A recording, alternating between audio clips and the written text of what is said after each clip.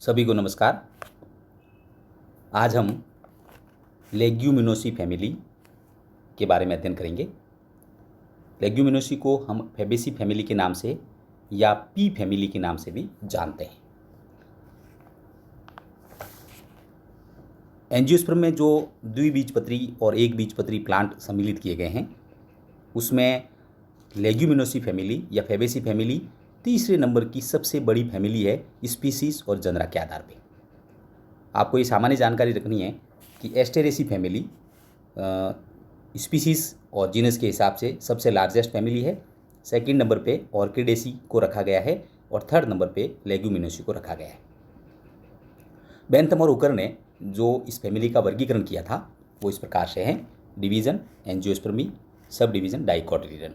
ये अभी तक जितनी भी जो फैमिलीज़ हम लोगों ने पढ़ी है उसमें डिवीज़न और सब डिवीज़न और क्लास अभी तक हमने जो भी सदस्य पढ़े हैं उसमें पॉलीपिटेली की फैमिली का हमने अभी तक ज़्यादा अध्ययन किया है। तो एक फैमिली हमने गैमोपिटेली की अध्ययन की अभी तक। पॉलीपिटेली का मतलब इसमें जो पेटल होंगे वो आपस में जुड़े हुए नहीं होंगे। इसकी जो सीरीज है कैलिसिफ्लोरी, ऑर्डर रोजेल्स और फैमिली लेग्यूमिनोसी।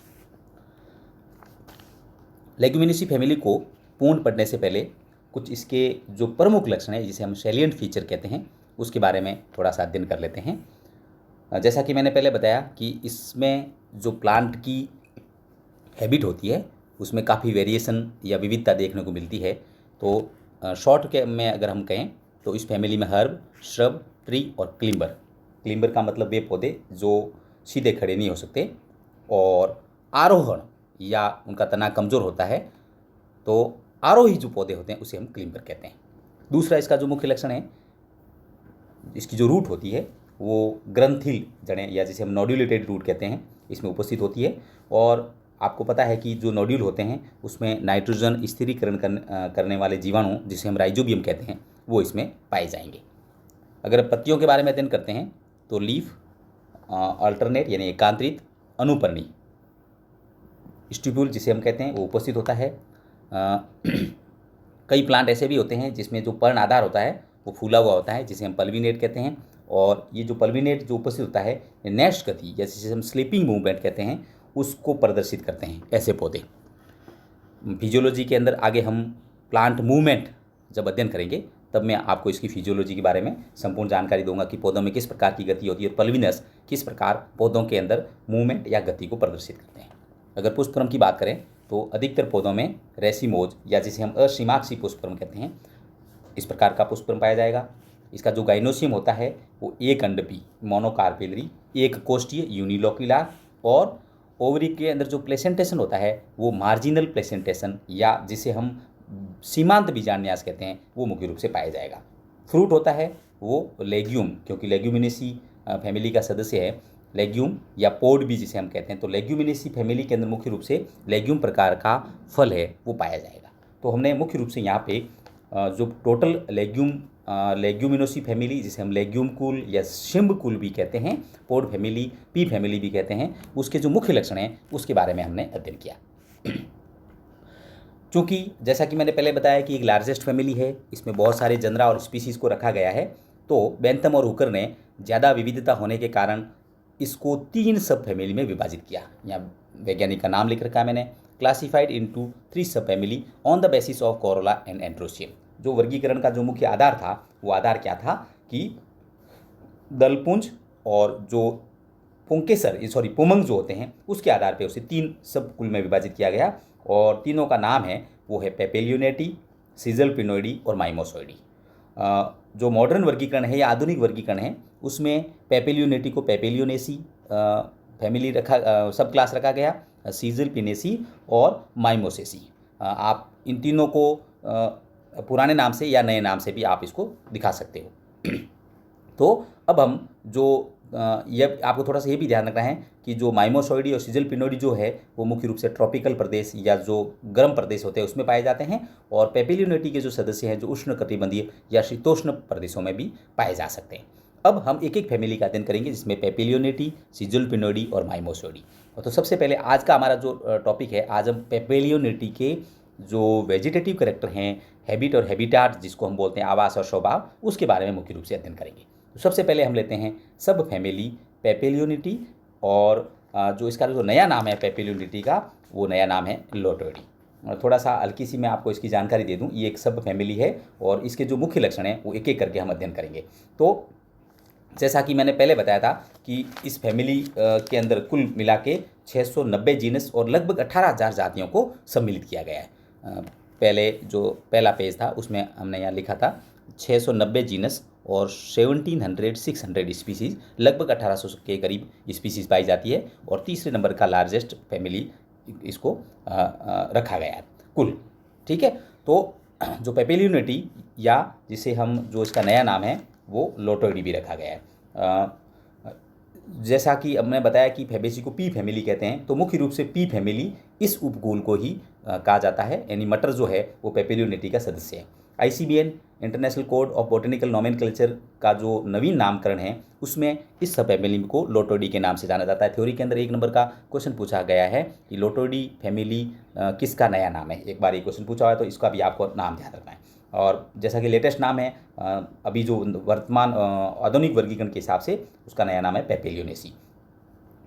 ये एक विश्वव्यापी कुल है, सब जगह ये फैमिली पाई जाती है, सब फैमिली पाई जाती है, और 482 जीनस इसमें सम्मिलित किए गए हैं, लगभग 12,000 जातियाँ इसमें इंक्लूड की गई है। तो अपन ये कह सकते हैं कि जो स्पीसीज़ 18,000 है उसमें से मैक्सिमम जो स्पीसीज़ है वो सब फैमिली पेपिलियोनेटी के अंतर्गत सम्मिलित की गई है। भारत के अंदर अगर बात करें तो भारत के अंदर 100 जीनस और लगभग 750 जातियाँ भारत के अंदर मुख्य रूप से पाई जाती है। सबसे पहला हम पॉइंट लेंगे जो कायिक लक्षण है, या जिसे हम कहते हैं प्रकृति और आवास, हैबिट एंड हैबिटाट। यहाँ पे देख सकते हैं आप, ये हमने पहला पॉइंट लिया है। ये देखें, जैसा कि पहले मैंने बताया कि इसमें हर्ब, श्रब, ट्री और क्लिम्बर सभी प्रकार के आवास के पौधे पाए जाते हैं। तो मुख्य रूप से जो हर्ब होती है वो 1 वर्षीय या 2 वर्षीय होती है। कुछ एग्जाम्पल यहाँ दिए हुए हैं। सबसे पहला लिया है हमने अरेकिस हाइपोजिया, जिसे हम मूंगफली कहते हैं, ग्राउंड नट के नाम से भी जानते हैं। आगे हम डायग्राम में भी देखेंगे, आपने देख रखा है मूंगफली का जो सीड होता है या फ्रूट को भी देख रखा है, लेकिन प्लांट किस प्रकार का होता है उसके बारे में भी आगे अध्ययन करेंगे।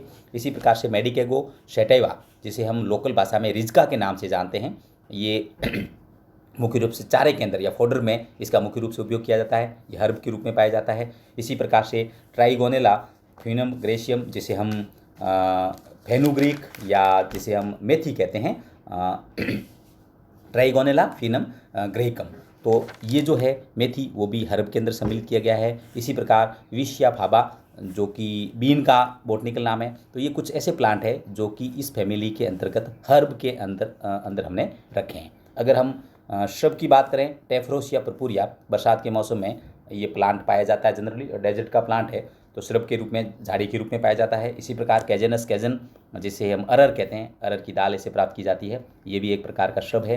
क्रोटोलेरिया जूनसिया, ये एक प्रकार का बहुत ही इम्पोर्टेंट पादप है, और इसके जो फाइबर होते हैं, जो फ्लोएम है, उससे रेसे या बोरियम भी पाई जाती है। डेजर्ट के अंदर ये मुख्य रूप से पौधा आपको देखने को मिलेगा। ठीक है, अगर ट्री की बात करें तो ट्री के अंदर डेलबर्चिया सिसु, जिसे हम शीशम कहते हैं, ये एक प्रकार का ट्री है और इसकी लकड़ी काफ़ी उपयोगी होती है। फर्नीचर बनाने में इसका उपयोग किया जाता है। ब्यूटिया मोनोस्पर्मा, इसे ढाक कहते हैं, बड़ा ही अट्रैक्टिव प्लांट होता है और उसके ऊपर जो फ्लावर लगते हैं वो बड़े अट्रैक्टिव रेड कलर के होते हैं, और इसे हम फ्लेम ऑफ फॉरेस्ट के नाम से भी जानते हैं। इसका भी आगे हम डायग्राम देखेंगे। इसी प्रकार टेंड्रिल क्लिम्बर, जिसे हम प्रतान आरोही कहते हैं, मतलब आरोहण के लिए मुख्य रूप से जो इसकी जो लीफ लेट होती है वो प्रतान में रूपांतरित हो जाती है। तो इसके अंतर्गत हम देख सकते हैं पाइसम सैटाइवम, ये मटर का बॉटनिकल नाम है। इसी प्रकार लेथाइरस की खूब सारी स्पीसीज़ होती है, जंगली मटर लेथाइरस ओडोरोटस में सम्मिलित है, ये भी क्लिम्बर जो प्लांट होता है। इसी प्रकार से ये क्या मैंने और नाम लिख रखा है, एब्रस प्रिकेटोरियस, ये एक अपन कह सकते हैं कि लोकल भाषा में इसे हम चिरमी कहते हैं, या गुंजा या रत्ती के नाम से भी जाना जाता है, और इसकी जो पत्तियां होती है उससे एक ल्यूकोडर्मा के उपचार में औषधि भी बनाई जाती है। सामान्यतः आगे मैं डायग्राम से भी आपको दिखाऊंगा इसकी इमेज से कि इसके बीजों को सोनार जो होते हैं वो सोना या चांदी तोलने में मुख्य रूप से प्रयोग करते हैं। क्योंकि इसके जो सीड होते हैं उसका लगभग जो वेट मैंने यहाँ लिख रखा है 1.75 ग्राम होता है। लोकल भाषा में इसे क्रैप्स आई प्लांट भी कहते हैं। आगे मैं इमेज से दिखाऊंगा कि किस प्रकार से जो चिरमी होते हैं उसके बीज आपको दिखाई देते हैं। तो कुछ पौधे जो मुख्य रूप से आपको यहाँ देखने को मिले जो कि इस फैमिली में हैं, वापस मैं आपको बता सकता हूँ कि जितनी भी जो दालें हैं, आगे मैं आपको सब दालों के नाम और बॉटनिकल नाम बताऊँगा, उन सभी दालों को पी फैमिली के अंतर्गत रखा गया है। सब्जियां भी इसके अंतर्गत आती है, जैसे मेथी का हमने एक एग्जाम्पल लिया है, विशिया का एक जैसे एग्जाम्पल लिया है, चवला हुआ, राजमा हुआ, ये सभी इसी के अंतर्गत रखे गए हैं। मूंगफली और सोयाबीन जिससे हमें तेल प्राप्त होते हैं, इकोनॉमिक जो इंपॉर्टेंस पढ़ेंगे उसमें भी आपको जानकारी रखते हैं। विभिन्न प्रकार का जो चारा है, जैसे हमने रिजगा का एग्जाम्पल दिया, इससे फाइबर भी प्राप्त होते हैं, डाइज भी इससे प्राप्त होती है। लकड़ी में भी जैसे शीशम का हमने एक एग्जाम्पल लिया जो कि इसका प्लांट है, औषधीय रूप से भी इंपॉर्टेंट है। तो इकोनॉमिक इंपॉर्टेंस जो है इस फैमिली की काफ़ी महत्वपूर्ण है। तो सबसे पहले हमने इसके जो अपन कह सकते हैं कि प्रकृति और आवास के बारे में अध्ययन किया। आप ये इमेज से आप ये देख सकते हैं, जैसा हमने बताया अरेकिस हाइपोजिया मूंगफली का जो पौधा है, मुख्य रूप से आपको ये भी ध्यान रखना है कि इसके जो फ्रूट होते हैं वो अंडरग्राउंड होते हैं। तो मूंगफली का प्लांट किस प्रकार से इसकी लीफ होती है, ये जैसा कि मैंने आपको बताया था।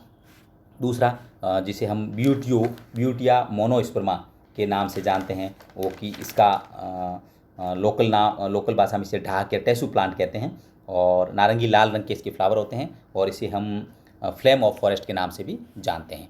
इसी प्रकार से ये आप देख सकते हैं मटर पाइसम सेटाइवम, उसकी लीफ के भी आप यहाँ करेक्टर जब हम अध्ययन करेंगे तब आप दिखाई देंगे। ये इसके फ्लावर है। फ्लोरल जब डिस्क्रिप्शन करेंगे तब आप ये देख सकते हैं कि अपर जो लीफ प्लेट है वो प्रतान के अंदर रूपांतरित हो गई। ये इसकी लीफ प्लेट आपको देखने को मिल रही है। तो ये जो पौधा होता है मटर का, ये क्लिम्बर प्लांट होता है, आरोहण करता है, और आरोहण करने में अपर जो लीफ प्लेट है ये वो इसमें रूपांतरित हो जाती है। इसी प्रकार से आप ये देख सकते हैं ये चिरमी, जिसे एब्रस, मैंने अभी आपको नाम बताया था, एब्रस प्री कैटोरियस, जिसे हम क्रैप्स आई या केकड़े की आंख वाला पौधा कहता है। इसका जो सीड होता है, इसका जो वेट होता है वो फिक्स होता है 1.75 ग्राम। तो इस प्रकार से हम लोगों ने देखा कि इसके जो प्लांट होते हैं उसमें कौन कौन से मुख्य रूप से करेक्टर है, किस प्रकार से पौधे हमको दिखाई देते हैं। अगर वेजिटेटिव करेक्टर का अध्ययन करें तो रूट होती है, मुख्य रूप से जो जड़ होती है लेग्यूमिनोसी फैमिली के पेपिलोनेटी फैमिली, सब फैमिली में टैप रूट मुख्य रूप से पाई जाती है। और नोडुलेटेड रूट के बारे में पहले आपको जानकारी दे चुका हूँ। नाइट्रोजन स्थिरीकरण करने वाले जो जीवाणु होते हैं वो सिम्बायोटिक रूप में इन पौधों की जड़ों में पाए जाते हैं, और वायुमंडल की मुक्त नाइट्रोजनों को ये नाइट्रेट और नाइट्रेट में बदलकर भूमि की जो फर्टिलिटी होती है, जिसे हम उर्वरक शक्ति कहते हैं, उसको बढ़ाने का काम करती है। अगर स्टेम के बारे में अध्ययन करें तो स्टेम इरेक्ट, सीधा, क्रीपिंग, जैसा कि मैंने बताया कि कुछ पौधे क्लिम्बर के रूप में होते हैं। विसर्पी भी आपको देखने को मिलेंगे। सिलेंड्रिकल, बेलनाकार, ब्रांच्ड, शाखित, सॉलिड, जिसे हम ठोस कहते हैं। ट्विनर, मतलब ऐसे पौधे जो स्टेम की मदद से अपन कह सकते हैं कि आरोहण करते हैं। और क्लिम्बर ये एक प्रकार का नेचर है कि आरोहण करने में अलग अलग मुख्य भूमिकाएं पार्ट की इस तने की होती है। तो स्टेम के बारे में आपको ये जानकारी रखनी है। इसी प्रकार अगर आप इसके लीफ या पर्ण का अध्ययन करते हो तो जो इसकी पर्ण होती है वो कोलाइन एंड रामल, मतलब जिसे हम स्तंभिक और शाखीय कहते हैं।